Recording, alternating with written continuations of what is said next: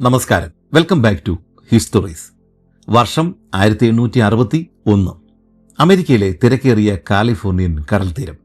30ഓളം കപ്പലുകളാണ് ചരക്കുകൾ കയറ്റുവാനായിട്ട് തുറമുഖത്ത് നങ്കൂരമിട്ട് കിടക്കുന്നത്.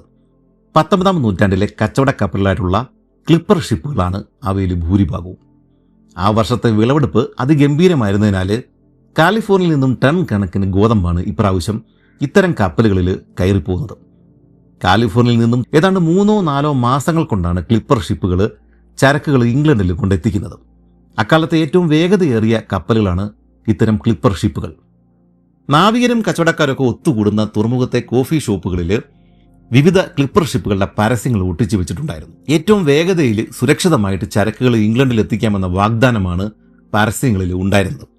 ഇത്തരം പരസ്യങ്ങളിൽ ക്ലിപ്പർ ഷിപ്പിന്റെ ഫോട്ടോയും ഈ കമ്പനിയുടെ മേൽവിലാസവും ഒക്കെ ഉണ്ടാവും. ഇത്തരം ഒരു പരസ്യമാവണം വില്യം മറൈ എന്ന അക്കൗണ്ടന്റിനെ പാസഞ്ചർ ഷിപ്പ് ബുക്ക് ചെയ്യുന്നതിന് പകരം തന്റെ ഭാര്യയ്ക്കും മകൾക്കും വേണ്ടിയിട്ട് വേഗതയേറിയ ഒരു ക്ലിപ്പറിൽ തന്നെ സീറ്റ് തരപ്പെടുത്തുവാനായിട്ട് പ്രേരിപ്പിച്ചത്. കാശ് കൊടുത്താൽ കുറച്ച് സാധാരണ യാത്രക്കാരെ കൂടി ഗോതമ്പും മറ്റും കൊണ്ടുപോകുന്ന ഇത്തരം ക്ലിപ്പറുകളിൽ കയറ്റാറുണ്ട്. സാധാരണ പാസഞ്ചർ ഷിപ്പുകളെക്കാളും ഒരാഴ്ചയെങ്കിലും മുമ്പ് ഈ ക്ലിപ്പറുകൾ അറ്റ്ലാന്റിക് മറികടന്ന് 3 മാസങ്ങൾ കൊണ്ട് ഇംഗ്ലണ്ടിൽ എത്തിച്ചേരും. തന്റെ ഭാര്യയും 4 വയസ്സ് മാത്രം പ്രായമുള്ള കുട്ടിയും അത്രയും കുറച്ച് ദിവസങ്ങൾ കടലിൽ കഴിഞ്ഞാൽ മതി. കൂടാതെ അക്കാലത്തെ പാസഞ്ചർ ഷിപ്പുകളിൽ തീർത്തും ഇടുങ്ങിയ ബെർത്തുകളാണ് ഈ ആളുകൾക്ക് കിടക്കുവാൻ വേണ്ടിയിട്ട് ഉണ്ടായിരുന്നത്. ഒരു കുട്ടിയൊക്കെ ആയിട്ട് പോകുമ്പോഴേക്കും അത് അസൗകര്യവുമാണ്. ഇത്തരം ഒരുപാട് കാര്യങ്ങൾ ചിന്തിച്ചുകൊണ്ടാവണം വില്യം മറൈ ഡേവിഡ് ബ്രൗൺ എന്ന ക്ലിപ്പറിൽ 2 സീറ്റുകൾ ബുക്ക് ചെയ്തത്. അത്യാവശ്യം വലിപ്പമുള്ള ഒരു അമേരിക്കൻ ക്ലിപ്പറായിരുന്നു ഈ ഡേവിഡ് ബ്രൗൺ. കൂടാതെ പാസഞ്ചർ സർവീസിനും ഇവർ പേര് കേട്ടതാണ്. കുറഞ്ഞത് 10ഓളം പ്രീമിയം യാത്രക്കാരെ കൊണ്ടുപോകാനുള്ള സൗകര്യം ഈ ഡേവിഡ് ബ്രൗൺ എന്ന് പറഞ്ഞ ഈ ക്ലിപ്പർ ഷിപ്പിന് ഉണ്ടായിരുന്നു. അങ്ങനെ 1861 ഒക്ടോബർ 11 ഡേവിഡ് ബ്രൗൺ കാലിഫോർണിയൻ തീരം വിടുമ്പോൾ നമ്മുടെ ഈ വില്യം മറയുടെ ഭാര്യ ഹന്നയും അവരുടെ 4 വയസ്സ് മാത്രം പ്രായമുള്ള പെൺകുട്ടി അനീറ്റയും ഇതിൻ്റെ ഉള്ളിൽ കയറിക്കൂടിയിട്ടുണ്ടായിരുന്നു. 1836 ഇംഗ്ലണ്ടിൽ ജനിച്ച ഹന്ന 1855 സ്കോട്ടിഷ് അക്കൗണ്ടന്റായിട്ടുള്ള ഈ വില്യമിനെ വിവാഹം ചെയ്യുന്നത്. ഇതിനുശേഷം മുറൈ ദമ്പതികൾ മെക്സിക്കോയിലേക്കും അവസാനം കാലിഫോർണിയയിലേക്കും കുടിയേറി. അങ്ങനെ 1856 അവർക്ക് അനീറ്റ ജനിക്കുന്നത്. ഇംഗ്ലണ്ടിലുള്ള മാതാപിതാക്കളെ അനീറ്റയെ കാണിക്കുവാൻ വേണ്ടിയിട്ടാണ് ഈ ഹന്ന ഇപ്പോൾ മകളെയും കൂട്ടി ഭർത്താവിനെയും മറ്റും കാലിഫോർണിയയിൽ വിട്ടിട്ട് ഡേവിഡ് ബ്രൗൺ എന്ന ക്ലിപ്പറിൽ യാത്ര തിരിച്ചിരിക്കുന്നത്. കപ്പലിൽ ഹന്നയ്ക്ക് നേരത്തെ അറിയാമായിരുന്ന ഒരാൾ മാത്രമായിരുന്നു ഉണ്ടായിരുന്നത്. ബ്രിട്ടീഷ് കൊളംബിയയിൽ നിന്നുള്ള ഫ്ലോറ എന്ന സ്ത്രീയായിരുന്നു അത്. അവരുടെ ഭർത്താവ് ബ്രിട്ടീഷ് ആർമിയിലെ ഒരു മേജറുമായിരുന്നു. അവരുടെ കൂടെ 2 ചെറിയ കുട്ടികളും ഒരു വേലക്കാരിയും കൂടെ ഉണ്ടായിരുന്നു. വാൻകൂർ ഐലൻഡിൽ വെച്ചിട്ടാണ് ഹന്ന ഈ ഫ്ലോറയെ പരിചയപ്പെടുന്നത്. എന്തായാലും ഫ്ലോറ കൂടി കപ്പലിൽ ഉണ്ടായിരുന്നതുകൊണ്ട് ഹന്നയ്ക്ക് വലിയ ആശ്വാസമായി. അങ്ങനെ 2000 ടൺ ഗോതമ്പുമായിട്ട് ഡേവിഡ് ബ്രൗൺ എന്ന ഈ ക്ലിപ്പർ കാലിഫോർണിയൻ തുറമുഖത്തു നിന്നും നീങ്ങി തുടങ്ങി. തീരത്ത് കൂടി നിന്നിരുന്ന 100 കണക്കിന് ആളുകൾ തങ്ങളുടെ പ്രിയർക്ക് യാത്രാമംഗളങ്ങൾ നേർന്നു. പടിഞ്ഞാറൻ ചക്രവാളത്തിൽ സൂര്യൻ ഏതാണ്ട് അസ്തമിക്കാറായിട്ടുണ്ട്. അസ്തമയ സൂര്യൻ്റെ സ്വർണ്ണപ്രകാശം തീരങ്ങളിൽ വന്നിറങ്ങിക്കഴിഞ്ഞു. കടലിൻ്റെ രൂക്ഷഗന്ധവും കപ്പലിൽ പുതുതായിട്ട് പൂശിയ ടാറിൻ്റെ മണവും ഒരേ സമയത്താണ് മൂക്കുകളിൽ തുളച്ചു കയറുന്നത്. തീരങ്ങളിലെ പണിശാലകളിൽ നിന്നും ഇപ്പോഴും പുക ഉയരുന്നുണ്ട്. ഹന്നയ്ക്ക് കരയിൽ നിൽക്കുന്ന ഭർത്താവിൻ്റെയും സുഹൃത്തുക്കളുടെയും മുഖങ്ങൾ ഇപ്പോൾ തിരിച്ചറിയാൻ സാധിക്കാത്ത വിധം അകന്നു പോയിരിക്കുന്നു. കഴിഞ്ഞ 6 കൊല്ലങ്ങൾ അവൾ ചിലവഴിച്ച തീരങ്ങളാണ് അകന്നകന്നു പോകുന്നത്. ഡെക്കിൽ നിന്നിരുന്ന ഹന്ന മുകളിലേക്കൊന്ന് നോക്കി. ഡേവിഡ് ബ്രൗണിന്റെ കൂറ്റൻ പായകൾ ഇപ്പോൾ പൂർണ്ണമായിട്ടും വിടർന്നിരിക്കുകയാണ്. പറക്കുവാൻ തയ്യാറായിട്ട് ചിറക് വിരിച്ചു നിൽക്കുന്ന ഒരു ഭീമൻ കടൽ പക്ഷിയുടെ രൂപമാണ് ഹന്നയുടെ മനസ്സിൽ അപ്പോൾ തെളിഞ്ഞത്. പസഫിക് എന്ന മായാലോകത്തിലേക്കാണ് ഈ ഡേവിഡ് ബ്രൗൺ ഊളിയിടുന്നത്. കാലിഫോർണിയൻ തീരങ്ങൾ കാഴ്ചയിൽ നിന്നും അലിഞ്ഞലിഞ്ഞില്ലാതായതോടുകൂടി ഹന്ന മകളെയും കൂട്ടി തന്റെ ബെർത്തിലേക്ക് മടങ്ങി. നല്ല വൃത്തിയും വെടിപ്പും വിസ്താരവുമുള്ള ബെർത്തുകളാണ് താഴത്തെ തട്ടിൽ യാത്രികർക്കായിട്ട് ഒരുക്കിയിരിക്കുന്നത്. ഹന്നയും ഫ്ലോറയും കൂടാതെ വേറെയും സ്ത്രീകൾ ആ കപ്പലിൽ ഉണ്ടായിരുന്നു. അവരിൽ പലർക്കും കുട്ടികളും ഉണ്ടായിരുന്നു. കൂടാതെ 1-2 പേർ ഗർഭിണികളുമായിരുന്നു. യാത്ര തുടങ്ങിയിട്ട് 2 ദിവസങ്ങൾക്കുള്ളിൽ തന്നെ പാസഞ്ചർ ഷിപ്പിന് പകരം ഒരു ക്ലിപ്പർ തന്നെ യാത്രയ്ക്കായിട്ട് തിരഞ്ഞെടുത്തതിൻ്റെ പോരായ്മകൾ ഹന്നയ്ക്കും ഫ്ലോറയ്ക്കും പിടികിട്ടി. കപ്പലിലെ ചരക്കുകൾ നോക്കുന്ന ജോലിക്കാരും വ്യാപാരികളുമാണ് യാത്രികരായിട്ട് കൂടുതലും ഉള്ളത്. അവരാകട്ടെ സദാസമയവും ഗോതമ്പിൻ്റെ വിലയെക്കുറിച്ചും ഇംഗ്ലണ്ടിലെ കച്ചവട സാധ്യതകളെക്കുറിച്ചും ഒക്കെയാണ് സംസാരിച്ചുകൊണ്ടിരിക്കുന്നത്. സാധാരണ പാസഞ്ചർ ഷിപ്പുകളിലെ നാവികർക്കും ജോലിക്കാർക്കും ഉള്ള സാമാന്യ മര്യാദകൾ ഒന്നും തന്നെയും ഇത്തരം ക്ലിപ്പർ ഷിപ്പുകളിലെ ജോലിക്കാർക്ക് ഒരിക്കലും ഉണ്ടായിരുന്നില്ല. ഗോതമ്പിൻ്റെ കൂട്ടത്തിൽ മറ്റൊരു ചരക്ക് മാത്രമാണ് അവർക്ക് ഈ 10-15 പേര് വരുന്ന കപ്പലിലെ യാത്രക്കാർ. സദാസമയം ഒച്ചയിട്ടും അസഭ്യം പറഞ്ഞുമൊക്കെയാണ് അവർ ജോലി എടുത്തുകൊണ്ടിരുന്നത്. കൂട്ടത്തിൽ കൊള്ളാവുന്നവർ ക്യാപ്റ്റനും സെക്കൻഡ് മേറ്റും മാത്രമാണ്. 2 ദിവസങ്ങൾ കൊണ്ട് തന്നെ ഹന്നയ്ക്ക് ഈ ക്ലിപ്പറിലെ യാത്ര പാടെ മടുത്തു തുടങ്ങി. ഇനിയുള്ള 3 മാസങ്ങൾ ഇതിനുള്ളിൽ തന്നെ കഴിയേണ്ടി വരുമല്ലോ എന്നുള്ള സങ്കടമായിരുന്നു ഹന്നയ്ക്ക് അപ്പോഴുണ്ടായിരുന്നത്. അവൾ ഒരു പേപ്പർ എടുത്തിട്ട് ഇനിയുള്ള മാസങ്ങളും ദിവസങ്ങളും എഴുതിയ ശേഷം ഓരോ ദിവസവും ഓരോന്നായിട്ട് വെട്ടി തുടങ്ങി. അത്രയും ദിവസങ്ങൾ കുറഞ്ഞല്ലോ എന്നതായിരുന്നു അത് കാണുമ്പോഴുള്ള ഏക ആശ്വാസം. അങ്ങനെ ഇരിക്കെ 7-ാം ദിവസം നാവികരുടെ സംഭാഷണങ്ങളിൽ നിന്നും ഹന്നയ്ക്ക് ഒരു കാര്യം പിടികിട്ടി. കപ്പലിൽ എവിടെയോ ഒരു ചോർച്ച അവർ കണ്ടെത്തിയിട്ടുണ്ട്. പണിക്കാരത് നന്നാക്കിയെടുത്തു എന്നൊക്കെയാണ് ആളുകൾ പറയുന്നത്. എന്നാൽ അത് പൂർണ്ണമായിട്ടും അടയ്ക്കുവാൻ അവർക്ക് സാധിച്ചിട്ടില്ല എന്ന് ആളുകളുടെ സംസാരങ്ങളിൽ നിന്നും ഹന്നയ്ക്ക് പിടികിട്ടി. യാത്രക്കാർക്ക് ഇതിനെക്കുറിച്ച് സംശയങ്ങൾ കൂടിക്കൂടി വന്നതിനാൽ അവസാനം ക്യാപ്റ്റൻ തന്നെ ആളുകളോട് നേരിട്ട് സംസാരിച്ചു. നിങ്ങൾ കരുതുന്ന പോലെ ഇത് അത്ര വലിയ ചോർച്ചയൊന്നുമല്ല. ഇതൊക്കെ ഇത്തരം യാത്രകളിൽ സാധാരണ സംഭവിക്കുന്ന ചെറിയ ചെറിയ കാര്യങ്ങൾ മാത്രമാണ്. ഇതൊക്കെ ശരിയാക്കാനായിട്ട് എളുപ്പമുള്ള വലിയ ജോലിക്കാരൊക്കെയാണ് നമുക്കുള്ളത്. അതുകൊണ്ട് നിങ്ങൾ ഭയക്കേണ്ട യാതൊരു കാര്യവും ഇല്ല. ക്യാപ്റ്റൻ തന്നെ നേരിട്ട് കാര്യങ്ങൾ പറഞ്ഞതോട് കൂടിയിട്ട് ആളുകൾക്ക് സമാധാനമായി. 1-2 സ്ഥലങ്ങളിൽ ചെറുതായിട്ട് നിർത്തിയതൊഴിച്ചാൽ ഈ ഡേവിഡ് ബ്രൗൺ നല്ല വേഗതയിൽ തന്നെയാണ് ഇപ്പോഴും മുന്നോട്ട് പോയിക്കൊണ്ടിരിക്കുന്നത്. കാലാവസ്ഥയും തരക്കേടില്ലായിരുന്നു. ഇങ്ങനെ തുടർന്നാൽ ഇപ്രാവശ്യം കുറച്ചുകൂടി നേരത്തെ ഇംഗ്ലണ്ടിൽ എത്തിച്ചേർന്നേക്കാമെന്ന് നമ്മുടെ ക്യാപ്റ്റൻ പറയുന്നത് ഹന്ന കേട്ടു. അതുകൊണ്ട് അവൾക്ക് ആശ്വാസമായി. അന്നൊരു ദിവസം കപ്പലിന് ചുറ്റും 100 കണക്കിന് കേപ്പ് പീജിയൻസ് പറക്കുന്നത് കണ്ടതോടെ ഡെക്കിൽ ആളുകൾക്ക് അത്യധികം സന്തോഷമായി. തെക്കേ അമേരിക്കയുടെ ഏറ്റവും തെക്കുള്ള കേപ്പ് ഹോൺ അടുക്കാറായി എന്നതിൻ്റെ സൂചനയായിരുന്നു അത്. കറുപ്പും വെളുപ്പും നിറങ്ങളുള്ള ഈ കേപ്പ് പീജിയൻസ് ദക്ഷിണാർദ്ധ ഗോളത്തിൽ മാത്രം കാണപ്പെടുന്ന പക്ഷികളാണ്. ആകെ നിരാശയിലായിരുന്ന ഹന്ന പോലുള്ള സ്ത്രീകൾക്കും കുട്ടികൾക്കും അവയുടെ കാഴ്ച നല്ലൊരു വിരുന്നായിട്ട് മാറി. വേനൽക്കാലത്താണ് ഡേവിഡ് ബ്രൗൺ കേപ്പ് ഹോൺ ചുറ്റി പസഫിക്കിൽ നിന്നും അറ്റ്ലാന്റിക്കിലേക്ക് പ്രവേശിച്ചത്. അതുകൊണ്ട് ഈ കേപ്പ് ഹോണിന്റെ പൊതുവെയുള്ള രൗദ്രഭാവം യാത്രികർക്ക് അനുഭവിക്കാനായിട്ട് സാധിച്ചില്ല. കേപ്പ് ഹോൺ ചുറ്റിയിട്ട് സഞ്ചരിക്കുന്ന കപ്പലുകളെയും അതിൻ്റെ ക്യാപ്റ്റന്മാരെയും പൊതുവെ കേപ്പ് ഹോണർ എന്ന് വിളിക്കാറുണ്ട്. ഇതിനിടെ ഡെക്കിൽ കെട്ടിയിട്ടിരിക്കുന്ന കയറുകളിലൊന്നിൽ വന്നിരുന്ന ഒരു ആൽബട്രോസിനെ ഒരു നാവികൻ കയ്യോടെ അങ്ങ് പിടികൂടി. സ്ത്രീകൾക്കും കുട്ടികൾക്കും ഒരു രസമായിക്കോട്ടെ എന്ന് കരുതിയിട്ടാണ് അയാൾ അങ്ങനെ ചെയ്തത്. എന്നാൽ അത് കണ്ട് അങ്ങോട്ടേക്ക് ഓടിയെടുത്ത ക്യാപ്റ്റൻ അയാളെ കണക്കിന് ശകാരിക്കുകയും ഈ പക്ഷിയെ അയാളുടെ കയ്യിൽ നിന്ന് വിടിവിച്ച് സ്വതന്ത്രമാക്കുകയും ചെയ്തു. അക്കാലത്തെ നാവികരുടെ വിശ്വാസം അനുസരിച്ചിട്ട് ആൽബട്രോസ് കപ്പലുകളിൽ വന്നിരിക്കുന്നത് ശുഭ സൂചകമാണ്. എന്നാൽ അതിനെ പിടികൂടുന്നതും ഉപദ്രവിക്കുന്നതും വലിയ ദുരന്തങ്ങൾക്ക് വഴിവെക്കുമെന്നാണ് അവർ കരുതുന്നത്. ഈ ഒരു വിശ്വാസത്തിന് പുറകിൽ മറ്റൊരു കാരണം കൂടിയുണ്ട്. 1700കളുടെ അവസാനം പ്രശസ്ത ഇംഗ്ലീഷ് കവി സാമുവൽ ടൈലർ കോളറിഡ്ജ് രചിച്ച ഒരു ആഖ്യാന കാവ്യമാണ്, നരേറ്റീവ് പോയമാണ് the rime of the ancient mariner. സാഹിത്യം പഠന വിഷയമാക്കിയ ആളുകൾ ഉറപ്പായിട്ടും ഇത് വായിച്ചിട്ടുണ്ടാവും.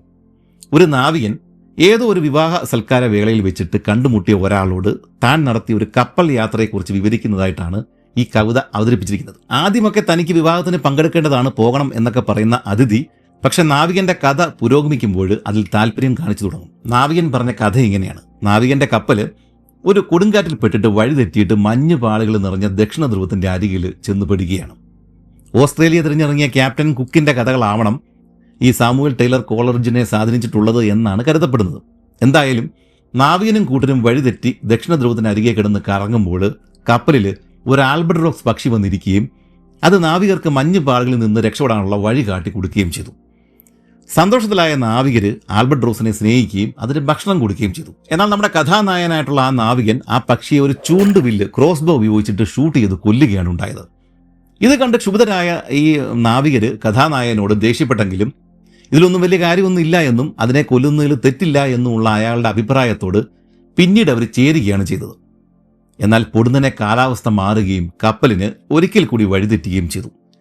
കര കാണാതെ ദിവസങ്ങളോളം അലഞ്ഞു തിരിയേണ്ടി വന്നതിനാൽ കപ്പലിലെ ഭക്ഷണം തീരുകയും നാവികർ മുഴുപ്പട്ടിണിയിലായി മാറുകയും ചെയ്തു. അതോടുകൂടി ഈ നാവികർ നേരെ തിരിഞ്ഞു. നായകനായിട്ടുള്ള നാവികന്റെ നേർക്ക് തിരിയുകയും അയാൾ ആൽബട്രോസിനെ കൊന്നതുകൊണ്ടാണ് ഇതെല്ലാം സംഭവിച്ചത് എന്ന് ആരോപിക്കുകയും ചെയ്തു. ആ ഒരു പക്ഷിയുടെ ശാപമാണ് കപ്പലിന്റെ ഇപ്പോഴത്തെ അവസ്ഥയ്ക്ക് കാരണമെന്നാണ് നമ്മുടെ ഈ നാവികർ വിശ്വസിക്കുന്നത്. കോപാകുലരായ ഈ നാവികർ നമ്മുടെ ഈ നാവികനെ, ഈ മാരിനറിനെ പിടിച്ച് കെട്ടിയിടുകയും അയാളുടെ കഴുത്തിൽ അയാൾ കൊന്ന ആൽബട്രോസിനെ കെട്ടിത്തൂക്കിയിടുകയും ചെയ്തു. ഇതിനുശേഷം അവരൊരു പ്രേത കപ്പൽ കാണുകയാണ്. മരണം ഒരു സ്ത്രീയുടെ രൂപത്തിലാണ് ആ കപ്പലിൽ ഉള്ളത്. ആ സ്ത്രീയുമായിട്ട് പകിട കളിച്ചിട്ട് ഡൈസ് കളിച്ചിട്ട് ജയിച്ചാൽ മാത്രമേ മരണത്തിൽ നിന്ന് രക്ഷപ്പെടാനായിട്ട് സാധിക്കുകയുള്ളൂ. അങ്ങനെ നാവികർ ഓരോരുത്തരായിട്ട് മരണപ്പെടുകയാണ്.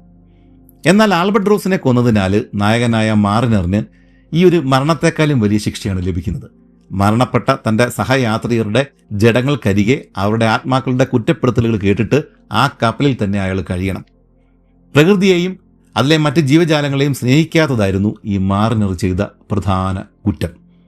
ഇത് മനസ്സിലാക്കിയ അയാൾ പിന്നീട് കണ്ടുമുട്ടുന്ന ഈ പോകുന്ന പോക്കിൽ കണ്ടുമുട്ടുന്ന കടൽ പക്ഷികളോടും കടൽ ജീവികളോടും സ്നേഹത്തോടു കൂടി പെരുമാറാനായിട്ട് പഠിച്ചതോടുകൂടി അയാളുടെ മുകളിലുണ്ടായിരുന്ന ശിക്ഷകൾക്ക് ഇളവ് കിട്ടുകയും ഒരു ദിവസം അയാളുടെ കഴുത്തിൽ കെട്ടിയിട്ടിരുന്ന ആൽബട്രോസ് തനിയെ കെട്ടഴിഞ്ഞ് താഴെ വീഴുകയും ചെയ്തു. ആ സമയം മരണപ്പെട്ട മറ്റ് നാവികരുടെ ആത്മാക്കൾക്ക് മോചനം ലഭിക്കുകയും ചെയ്തു. ഒടുക്കം ഈ ഒരു നാവികന്റെ കപ്പൽ ഒരു ചുഴിയിൽ പെടുകയും മറ്റൊരാൾ ഈ മാറിനറിനെ അവിടെ നിന്ന് രക്ഷപ്പെടുത്തുകയും ചെയ്യും. സംഭവിച്ചതെല്ലാം യാഥാർത്ഥ്യമാണോ അതോ സ്വപ്നം മാത്രമായിരുന്നോ എന്ന് ഇയാൾക്ക് തിരിച്ചറിയാൻ സാധിക്കുന്നില്ല. തനിക്ക് സംഭവിച്ചതെല്ലാം മറ്റുള്ളവരെ അറിയിക്കുക, അങ്ങനെ മറ്റുള്ളവർക്ക് ഈ ശിക്ഷയിൽ നിന്ന് മോചനം നേടിക്കൊടുക്കുക എന്നതാണ് തനിക്ക് ലഭിച്ചിട്ടുള്ള ജോലി എന്നാണ് അയാൾ തിരിച്ചറിഞ്ഞിരിക്കുന്നത്. അങ്ങനെയാണ് ഈ നാവികൻ വിവാഹ സൽക്കാര വേളയിൽ വെച്ചിട്ട് ഒരു അതിഥിയോട് തൻ്റെ കഥ പറയാൻ തുടങ്ങിയത്. മുമ്പ് പറഞ്ഞതുപോലെ ആദ്യമൊന്നും ഇതിൽ താല്പര്യം കാണിക്കാതിരുന്ന അയാൾ കഥ കൂടുതൽ കേൾക്കുവാൻ തുടങ്ങിയതോടെ അതിൽ താല്പര്യം പ്രകടിപ്പിക്കുകയും മുഴുവനും കേൾക്കുകയും ചെയ്തു. കഥ പൂർണ്ണമായിട്ടും കേട്ട് വീട്ടിലെത്തിയ അയാൾ പിറ്റേ ദിവസം പുതിയൊരു മനുഷ്യനായിട്ടാണ് ഉറക്കം ഉണരുന്നത്. ഇതാണ് സാമുവേൽ ടൈലർ കോളറിഡ്ജ് എഴുതിയ the rime of the ancient mariner എന്ന കവിത. ആൽബട്രോസുമായിട്ട് ബന്ധപ്പെട്ട ഒട്ടനവധി അന്ധവിശ്വാസങ്ങൾ ഈ നാവികർക്കിടയിൽ ഉണ്ടായിരുന്നുവെങ്കിലും ഈ ഒരു കവിത പുറത്തിറങ്ങി വന്നതോട് കൂടിയിട്ടാണ് ഇത് കൂടുതൽ ശക്തിപ്പെട്ടത്. നമ്മുടെ ഈ ജെയിംസ് കുക്കിന്റെ യാത്രകളിൽ നാവികർ ആൽബട്രോസുകളെ പിടികൂടി ഭക്ഷിക്കുമായിരുന്നു എന്ന് അദ്ദേഹം തന്നെ പറയുന്നുണ്ട്. എന്നാൽ ഈ കവിത പിന്നീട് കൂടുതൽ ആളുകളെ സ്വാധീനിക്കുകയും ആൽബട്രോസുകൾ മരണപ്പെട്ട നാവികരുടെ ആത്മാക്കളാണ് എന്നുള്ള അന്ധവിശ്വാസം ഉരുത്തിരിയുകയും ചെയ്തു. കുട്ടികളെയും സ്ത്രീകളെയും രസിപ്പിക്കുവാൻ വേണ്ടിയിട്ട് ആൽബട്രോസിനെ പിടികൂടിയ നാവികനെ നമ്മുടെ ഈ ക്യാപ്റ്റൻ ശകാരിച്ചത് ഈ പറഞ്ഞ കാരണങ്ങൾ കൊണ്ട് തന്നെയാണ്. അങ്ങനെ കേപ്പ് ഹോൺ ചുറ്റിയ ശേഷം ഡേവിഡ് ബ്രൗൺ ബ്രസീലിന്റെ തീരങ്ങളോട് ചേർന്നാണ് പിന്നീട് നീങ്ങിയത്. ബ്രസീലിയൻ പ്രവിശ്യയായിട്ടുള്ള പെഹനാൻബുക്ക് എത്തിയതോടെ തീരങ്ങളിൽ വീടുകളിൽ നിന്നുള്ള വിളക്കുകളുടെ പ്രകാശങ്ങൾ കണ്ടു തുടങ്ങി. കൂടാതെ ഇവിടെ നിന്നൊക്കെയോ ബ്രസീലിയൻ സംഗീതവും കേൾക്കുന്നുണ്ടായിരുന്നു. ഡെക്കിൽ നിന്നുകൊണ്ട് ഇതെല്ലാം കണ്ടുകൊണ്ട് നിന്നിരുന്ന ഹന്നയ്ക്കും ഫ്ലോറയ്ക്കും അതൊരു വല്ലാത്ത അനുഭൂതിയായിരുന്നു. എത്രയും വേഗം ഈ യാത്ര അവസാനിക്കുവാനായിട്ട് അവർ പ്രാർത്ഥിച്ചു. ഒന്ന് കരയിൽ ഇറങ്ങിക്കിട്ടുവാനായിട്ട് അവരുടെ മനസ്സ് വെമ്പൽ കൊണ്ടു. ഇനി നിങ്ങൾ കാണാൻ പോകുന്ന അടുത്ത തീരം അയർലൻഡ് ആയിരിക്കും. ഇങ്ങനെ ഡെക്കിൽ നിന്നുകൊണ്ട് ബ്രസീലിയൻ തീരമൊക്കെ കണ്ടിട്ട് അയവിറക്കി നിൽക്കുന്ന നമ്മുടെ ഈ യാത്രികരെ കണ്ടിട്ട് അവരോട് ക്യാപ്റ്റൻ ഉച്ചത്തിൽ പറഞ്ഞു, ചുരുക്കത്തിൽ അറ്റ്ലാന്റിക് മറികടക്കാതെ ഇനി അവർക്ക് ഇത്തരം കാഴ്ചകൾ, വേറെ നല്ല കാഴ്ചകൾ ഒന്നും തന്നെയും കാണാനായിട്ട് സാധിക്കില്ല. അങ്ങനെ 1862 ജനുവരി മാസം 4-ാം തീയതിയായി. ഹന്നയും കൂട്ടരും യാത്ര തുടങ്ങിയിട്ട് 62 ദിവസങ്ങൾ കഴിഞ്ഞിട്ടുണ്ട്. 2 മാസങ്ങൾ ഇത്തരമൊരു കപ്പലിലെ ബെർത്തുകളിലും സലൂണിലും ഡെക്കിലും ഒക്കെ ആയിട്ട് കൊച്ചുകുട്ടികളൊക്കെ ആയിട്ട് കഴിയേണ്ടി വരിക എന്നത് എത്രത്തോളം വിരസമായ ദുരന്തം പിടിച്ച യാത്രയാണ് എന്ന് ഹന്നയ്ക്ക് അപ്പോഴാണ് മനസ്സിലായത്. പക്ഷേ കപ്പൽ ഇതേ വേഗതയിൽ പോയാൽ 10-15 ദിവസങ്ങൾക്കുള്ളിൽ ഇംഗ്ലണ്ടിൽ ചെന്നേക്കാമെന്ന ക്യാപ്റ്റന്റെ ഉറപ്പാണ് ആകെയുള്ള ആശ്വാസം. അന്നത്തെ രാത്രി കുട്ടികളെ ഉറക്കിക്കിടത്തിയ ശേഷം ഹന്നയും ഫ്ലോറയും അപ്പർ ഡെക്കിലേക്ക് ചെന്നു. അവിടെ നിന്നാൽ സത്യത്തിൽ ഒന്നും തന്നെയും കാണുവാനുണ്ടായിരുന്നില്ല. കടൽ പതിവിലും കൂടുതൽ ഇളകി മറിയുന്നുണ്ട്. ആകാശം ആകെ ഇരുണ്ടിരിക്കുന്നു. കാറ്റിന് ശക്തി കൂടുതലാണ്. ഡെക്കിന്റെ ഒരു മൂലയിൽ തെളിച്ചു വെച്ചിരിക്കുന്ന റാന്തലിൽ നിന്നുള്ള വെളിച്ചം മാത്രമാണ് അവിടെയുള്ളത്. എന്നാൽ ചുറ്റിനും നിറഞ്ഞു നിൽക്കുന്ന കനത്ത ഇരുട്ടിനെ തള്ളി മാറ്റാനുള്ള കരുത്ത് ആ വെളിച്ചത്തിന് ഉണ്ടായിരുന്നില്ല. വായുവിന് പതിവിലും കട്ടി കൂടിയതായിട്ട് ഹന്നയ്ക്ക് തോന്നി. കടൽ വെള്ളത്തിൻ്റെ മണവും കപ്പലിലെ തടിയുടെ ചീഞ്ഞ മണവും കൂടെ കൂടിയിട്ട് അസഹനീയമായിട്ടുള്ളൊരു ഗന്ധമായിരുന്നു അവിടെ ഉണ്ടായിരുന്നത്. അതുകൊണ്ടാവണം മിക്ക സ്ത്രീകളും ഡെക്കിലേക്ക് കയറി വരാതിരിക്കുന്നത്. മുമ്പൊക്കെ തിരകൾ കപ്പലിൽ വന്നിടിക്കുമ്പോൾ ഒരു പ്രത്യേക താളത്തിലാണ് അത് സംഭവിക്കുന്നത് എന്ന് ഹന്നയ്ക്ക് തോന്നിയിട്ടുണ്ടായിരുന്നു. എന്നാൽ ഇന്ന് കടലിൻ്റെ ശബ്ദം കൂടുതലാണ്. അതിൻ്റെ താളവും അഴകും നഷ്ടപ്പെട്ടിരിക്കുന്നു. നമ്മുടെ ചന്ദ്രനും നക്ഷത്രങ്ങളും എവിടെ പോയി? ആകാശം മുഴുവനും ഒറ്റയടിക്ക് അപ്രത്യക്ഷമായോ? ഫ്ലോറ അത്ഭുതത്തോടെ ആരോടുന്നില്ലാതെ പറഞ്ഞു. ഇന്ന് രാത്രി കൊടുങ്കാറ്റ് ഉണ്ടായേക്കാം, ഏതോ ഒരു നാവികൻ ഉറക്കെ വിളിച്ചു പറഞ്ഞു. ഫ്ലോറയും ഹന്നയും കുറച്ച് നിമിഷങ്ങൾ കൂടി അവിടെ തന്നെ നിന്നു. ശേഷം അവർ സാവധാനം താഴെയുള്ള സലൂണിലേക്ക് പോയി. ക്ലിപ്പർ ഷിപ്പുകളിൽ കപ്പലിൻ്റെ പുറകു ഭാഗത്തായിട്ട് നിർമ്മിച്ചിട്ടുള്ള ഒരു വലിയ ഹാളാണ് ഈ സലൂൺ. യാത്രികർ ഒരുമിച്ച് കൂടി സംസാരിച്ചിരിക്കുന്നതും ഭക്ഷണം കഴിക്കുന്നതുമൊക്കെ ഈ സലൂണിൽ വെച്ചിട്ടാണ്. ക്ലിപ്പറിലെ ഏറ്റവും വൃത്തിയുള്ളതും മനോഹരമായ സ്ഥലം ഈ സലൂണാണ്. എന്നാൽ ഡെക്കിൽ നിന്നും സലൂണിലേക്ക് ഇറങ്ങിച്ചെന്ന ഹന്നയ്ക്കും ഫ്ലോറയ്ക്കും അധിക നേരം അവിടെ ചെലവഴിക്കാനായിട്ട് സാധിച്ചില്ല. കാരണം ഈ കപ്പലിലെ ഗർഭിണികളിൽ ഒരാൾ ബെർത്തിൽ പ്രസവിച്ച് കിടക്കുകയാണ് എന്നൊരു വാർത്ത യാത്രികരിൽ ആരോ പറയുന്നത് അവർ കേട്ടു. ഒരു ഡോക്ടർ പോലുമില്ലാത്ത ഈ കപ്പലിൽ യാത്രികരാണ്, സഹയാത്രികരാണ് പ്രസവമെടുക്കാനായിട്ട് അവരെ സഹായിച്ചത്. ആ ഒരു സ്ത്രീയുടെ വേദനയോട് കൂടിയിട്ടുള്ള അലർച്ചകളും ബഹളങ്ങളും കേട്ടിട്ട് ബെർത്തിൽ ഉറങ്ങിക്കിടന്നിരുന്ന മറ്റു കുട്ടികൾ കൂടി ഉണർന്ന് ഉറക്കെ കരയാൻ തുടങ്ങി. അതോടുകൂടി കപ്പലിൽ ആകെ ബഹളമായി. ഈ ഹന്നയും ഫ്ലോറയും അപ്പോൾ തന്നെ ഈ അവരവരുടെ ബെർത്തുകളിലേക്ക് കുട്ടികളെ വീണ്ടും ഉറക്കിക്കിടത്തുവാനും വേണ്ടിയിട്ട് മടങ്ങുകയും ചെയ്തു. ഇത്തരം ദയനീയമായിട്ടുള്ള ഒരു അവസ്ഥയിൽ ജനിക്കേണ്ടി വന്ന ആ ഒരു കുട്ടിയോട് ഹന്നയ്ക്ക് സത്യത്തിൽ സഹതാപമാണ് തോന്നിയത്. ഈ സമയം കാറ്റ് ശക്തമായതോടുകൂടി കപ്പൽ ആകെ ഇളകി മറിയുവാൻ തുടങ്ങി. ഹന്നയെ പോലുള്ള യാത്രികർക്ക് ഒരു നിമിഷം രണ്ട് കാലുകളിൽ നിവർന്നു നിൽക്കാൻ സാധിക്കാത്ത വിധമായിരുന്നു ആ കപ്പൽ ഇളകി മറിഞ്ഞുകൊണ്ടിരുന്നത്. കാറ്റിൻ്റെയും തിരമാലകളുടെയും ശബ്ദം അലറുന്ന ഏതോ മൃഗത്തിൻ്റെ ഗർജനങ്ങളായിട്ടാണ് ഹന്നയ്ക്ക് തോന്നിയത്. ഭിത്തികളിലെ തടിപ്പലകൾ വീർപ്പ് മുട്ടിയിട്ട് പൊട്ടിത്തെറിക്കുമോ എന്നായിരുന്നു അവളുടെ സംശയം. മുറിയിൽ തൂക്കിയിട്ടിരിക്കുന്ന റാന്തൽ വിളക്കുകൾ ഇളകിയാടാൻ തുടങ്ങിയതോടുകൂടി ഭിത്തിയിൽ ഓടിക്കളിക്കുന്ന നിഴലുകൾ പല വിചിത്ര രൂപങ്ങളും വരയ്ക്കുവാൻ തുടങ്ങി. ഇത് കണ്ടതോടെ കുട്ടികൾ ഭയന്ന് ഉറക്കെ ഒച്ചയിട്ടു. ഹന്ന തൻ്റെ 4 വയസ്സുകാരി അനീറ്റയെ ദേഹത്തോട് ചേർത്ത് പിടിച്ച് പുതപ്പ് കൊണ്ട് മൂടി. പ്രസവിച്ച് കിടക്കുന്ന ആ പാവം സ്ത്രീയുടെയും കുട്ടിയുടെയും അവസ്ഥ എന്താകുമെന്നായിരുന്നു ഹന്നയുടെ അവലാതി. ആ കുരുന്നിന് ഈ രാത്രി അതിജീവിക്കാനായിട്ട് സാധിക്കട്ടെ എന്നവൾ ഉള്ളുരുകി പ്രാർത്ഥിച്ചു. അനീറ്റ സാവധാനം ഉറങ്ങിയതോടുകൂടി ഹന്നയും ഉറക്കത്തിലേക്ക് വഴുതി വീണു. ഇതിനിടയിൽ എപ്പോഴോ എന്തോ കാരണം കൊണ്ട് ഹന്ന കണ്ണു തുറന്നു. കപ്പലിലാകെ വല്ലാത്ത ബഹളമായിരുന്നു ആ സമയം ഉണ്ടായിരുന്നത്. വാതിലിലേക്ക് നോക്കിയ ഹന്ന കണ്ടത് കയ്യിൽ കുറേയേറെ ചാർട്ടുകളും എന്തൊക്കെയോ ഉപകരണങ്ങളൊക്കെ ആയിട്ട് പാഞ്ഞു പോകുന്ന ക്യാപ്റ്റനെയാണ്. ആ സമയം കുഞ്ഞ് അനീറ്റയും കണ്ണു തുറന്നു. കപ്പലിലെ വല്ലാത്ത ശബ്ദങ്ങളും ഈ ബഹളങ്ങളും കേട്ടിട്ട് അവൾ അമ്മയോട് കാരണം തിരക്കി. ഹന്ന മറുപടി ഒന്നും പറഞ്ഞില്ല. തിരമാലകൾ കപ്പലിനെ പ്രഹരിക്കുന്ന ശബ്ദം അതിഭീകരമായിരിക്കുന്നു. പുറത്ത് കാറ്റും കോളും ഇപ്പോഴും തുടരുകയാണ്. ഇത് ഇവർ പ്രതീക്ഷിച്ചതിനേക്കാളും വലുതും കൂടുതൽ സമയവും നിലനിൽക്കുകയും ചെയ്തതുകൊണ്ടാവണം ആളുകൾ ബഹളം വയ്ക്കുന്നത്. ഹന്ന സ്വയം സമാധാനിച്ചു. അനീറ്റയെ ഓരോന്ന് പറഞ്ഞ് ഉറക്കിയ ശേഷം അവൾ വീണ്ടും ഉറക്കത്തിലേക്ക് മയക്കത്തിലേക്ക് തെന്നി വീണു. കുറച്ച് കഴിഞ്ഞപ്പോഴേക്കും ഹന്ന ഒരിക്കൽ കൂടി ഞെട്ടി ഉണർന്നു. ആരോ തന്നെ പേരെടുത്ത് ഉച്ചത്തിൽ വിളിക്കുന്നുണ്ട്. കണ്ണു തുറന്നപ്പോൾ ക്യാബിൻ ഡോറിനരികെ വിളറിയ മുഖവുമായിട്ട് ഫ്ലോറ നിൽപ്പുണ്ട്. എന്താണ് കാര്യം? ഹന്ന അമ്പരപ്പോടെ ചോദിച്ചു. എല്ലാം തീർന്നു, നാം എല്ലാം മരിക്കാൻ പോവുകയാണ്, കപ്പൽ മുങ്ങുകയാണ്. അടുത്ത നിമിഷം ഹന്നയുടെ മനസ്സിൽ മിന്നൽ പോലെ എന്തോ ഒന്ന് പാഞ്ഞുപോയി. ആ സമയം ഭർത്താവിൻ്റെയും അച്ഛൻ്റെയും അമ്മയുടെയും സഹോദരന്മാരുടെയും ചിത്രങ്ങൾ ഒരു സെക്കൻഡിനുള്ളിൽ അവളുടെ മനസ്സിലൂടെ കടന്നുപോയി. ശേഷം അവൾ തൻ്റെ ചൂട് പറ്റിക്കിടക്കുന്ന മകളെ നോക്കി. തൻ്റെ മകൾ, തൻ്റെ ഒരേ ഒരു മകൾ, അവൾ ഒന്നും അറിയാതെ കിടന്നുറങ്ങുകയാണ്. ഹന്ന തലകുനിച്ച് മകളെ ദേഹം മുഴുവനും ചുംബനങ്ങൾ കൊണ്ട് പൊതിഞ്ഞു. അടുത്ത നിമിഷം ഫ്ലോറ അപ്രത്യക്ഷയായി. തൻ്റെ 2 മക്കളെയും കൊണ്ട് അവൾ ക്യാപ്റ്റൻ്റെ അരികിലേക്കാണ് ഓടിപ്പോയത്. ഹന്ന അതിവേഗത്തിൽ ചാടി എഴുന്നേറ്റു. ആ സമയം കപ്പലിൽ ഒരു ഭീമൻ തിര വന്നിടിക്കുകയും കപ്പൽ ഒരു വശത്തേക്ക് കൂടുതൽ ചെരിയുകയും ചെയ്തു. അതോടുകൂടി ഹന്ന അടിതെറ്റി താഴെ പോയി. അവൾ ഒരു വിധത്തിൽ പിഴഞ്ഞെഴുന്നേറ്റ ശേഷം മകളെ വിളിച്ചുണർത്തി. അവളെ കൊള്ളാവുന്ന ഡ്രസ്സുകൾ ധരിപ്പിച്ചു. ഹന്നയും ഡ്രസ്സ് മാറി. അത് കഴിഞ്ഞിട്ട് അതിവേഗത്തിൽ അവൾ മകളെയും കൊണ്ട് ഫ്ലോറയുടെ പുറകെ പാഞ്ഞു. കപ്പലിൽ ഇവർ മുമ്പ് കണ്ടെത്തിയ ചെറിയ ചോർച്ചയുണ്ടല്ലോ, അതിപ്പോൾ വലിയൊരു വിള്ളലായിട്ട് മാറിയിട്ടുണ്ട്. അതുകൊണ്ട് തന്നെ കപ്പലിലേക്ക് കടൽ ജലം വിചാരിച്ചതിനേക്കാളും വേഗതയിൽ കയറിക്കൊണ്ടിരിക്കുകയാണ്. വെള്ളം കളയുവാനായിട്ട് 3 പമ്പുകൾ നാവികർ തുടർച്ചയായിട്ട് പ്രവർത്തിപ്പിച്ചുകൊണ്ടിരിക്കുകയാണ്. അക്കാലത്ത് കൈകൊണ്ട് പ്രവർത്തിപ്പിക്കാവുന്ന പലതരത്തിലുള്ള മെക്കാനിക്കൽ പമ്പുകൾ ക്ലിപ്പർ ഷിപ്പുകളിൽ ഘടിപ്പിച്ചിട്ടുണ്ടായിരുന്നു. എല്ലാവരോടും ശാന്തരായിട്ട് അവരവരുടെ ക്യാബിനിലേക്ക് മടങ്ങുവാനായിട്ട് ക്യാപ്റ്റൻ പറഞ്ഞു. ആളുകൾ ബഹളം വെച്ചുകൊണ്ടിരുന്നാൽ നാവികർക്ക് സ്വസ്ഥമായിട്ട് പണിയെടുക്കാൻ സാധിക്കില്ല. ഇതിനുശേഷം ക്യാപ്റ്റൻ കപ്പലിലെ ചരക്കുകളൊക്കെ കടലിലേക്ക് എറിഞ്ഞു കളയാൻ വേണ്ടിയിട്ട് ആളുകളോട് പറഞ്ഞു. കപ്പലിലെ ഭാരം കുറയുന്നതോടെ കുറച്ചേറെ മണിക്കൂറുകൾ കൂടി കപ്പൽ മുങ്ങാതെ പിടിച്ചു നിർത്തുവാനായിട്ട് ഇവർക്ക് സാധിക്കും. ആ ഒരു സമയം കൊണ്ട് ആളുകളെ ബോട്ടുകളിലേക്ക് മാറ്റാനും പറ്റും. നാവികർ കപ്പൽ മുങ്ങാതിരിക്കാനുള്ള സകല വിദ്യകളും പയറ്റിക്കൊണ്ടിരിക്കുമ്പോൾ ഹന്നയും ഫ്ലോറയും കുട്ടികളോടൊപ്പം താഴെയുള്ള ബെർത്തുകളിൽ ഭയന്ന് തണുത്ത് വിറച്ചിരിക്കുകയായിരുന്നു. പ്രഭാതമായതോടെ ഹന്ന മകളെയും കൂട്ടി വീണ്ടും ഡെക്കിലേക്ക് കയറി ചെന്നു. ആ സമയം കൊടുങ്കാറ്റിൻ്റെ ശക്തി ഏതാണ്ട് ശമിച്ചിട്ടുണ്ടായിരുന്നുവെങ്കിലും കടലിൻ്റെ രൗദ്രഭാവം വിട്ടുമാറിയിട്ടുണ്ടായിരുന്നില്ല. നാവികർ അപ്പോഴും ഉറങ്ങാതെ പണിയെടുത്തുകൊണ്ടിരിക്കുകയാണ്. ചില ആളുകൾ കയറുകൾ വലിച്ചു മുറുക്കുന്നു, മറ്റു ചിലർ ഗോതമ്പ് ചാക്കുകൾ കടലിലേക്ക് എറിയുന്നു. പഴയ നാവികരുടെ ഗാനങ്ങൾ ആലപിച്ചുകൊണ്ടാണ് ചിലർ ജോലി എടുത്തുകൊണ്ടിരിക്കുന്നത്. പക്ഷേ അന്തരീക്ഷം ആകെ ബഹളമയമാണ്. കാര്യങ്ങൾ നേരെയല്ല എന്ന് നാവികരുടെ മുഖഭാവങ്ങളിൽ നിന്നും വ്യക്തമാണ്. എവിടെയാണ് നിൽക്കേണ്ടത്, എന്താണ് ചെയ്യേണ്ടത് എന്നറിയാതെ ഹന്ന കുട്ടിയുമായിട്ട് തലങ്ങും വിലങ്ങും നടന്നു. ഒരിടത്ത് അടങ്ങി ഒതുങ്ങി ഇരിക്കുവാനായിട്ട് ക്യാപ്റ്റൻ പറഞ്ഞെങ്കിലും ഹന്നയ്ക്ക് അത് സാധിച്ചില്ല. അവസാനം ക്യാപ്റ്റൻ യാത്രികരുടെ ക്യാബിനിലേക്ക് ഇറങ്ങി വന്നു. കപ്പലിനെ രക്ഷിക്കാനായിട്ട് തങ്ങൾക്ക് സാധിക്കില്ല എന്ന് അദ്ദേഹം പറഞ്ഞതോടെ ഹന്നയുടെ കണ്ണുകളിൽ ഇരുട്ട് കയറി. നിങ്ങൾ കഴിയുന്നത്ര ഭക്ഷണം ഇപ്പോൾ തന്നെ കഴിക്കുക, കുട്ടികളെയും കഴിപ്പിക്കുക. അടുത്ത ഭക്ഷണം ഇനി എപ്പോഴാണ് കഴിക്കുവാൻ സാധിക്കുക എന്ന് പറയുവാൻ സാധിക്കില്ല. ഭാരക്കുറവുള്ള വസ്ത്രങ്ങൾ ധരിച്ച് കപ്പലിൽ നിന്നും ബോട്ടുകളിലേക്ക് മാറുവാൻ തയ്യാറായിട്ടിരിക്കുക. നിങ്ങളുടെ ക്ഷമയാണ് എനിക്ക് ആവശ്യമായിട്ടുള്ളത്. ഇതാണ് ക്യാപ്റ്റൻ അവരോട് പറഞ്ഞത്. ഹന്നയ്ക്ക് ഇത് കേട്ടിട്ട് ഭക്ഷണം കഴിക്കാനൊന്നും സാധിച്ചില്ല. എന്നാൽ കാര്യങ്ങളൊന്നും മനസ്സിലാവാതിരുന്ന അനീറ്റ ഉൾപ്പെടെയുള്ള കുട്ടികൾ ഭക്ഷണം നന്നായി തന്നെ കഴിക്കുകയും ചെയ്തു.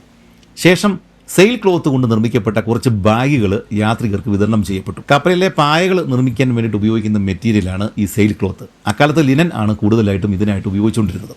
ഈ സഞ്ചികളിലേക്ക് ചൂട് നിൽക്കുന്ന ഇനം തുണികളും അത്യാവശ്യം സാധനങ്ങളും മാത്രം കയറ്റുവാനായിട്ടാണ് ക്യാപ്റ്റൻ അവരോട് ആവശ്യപ്പെട്ടത്.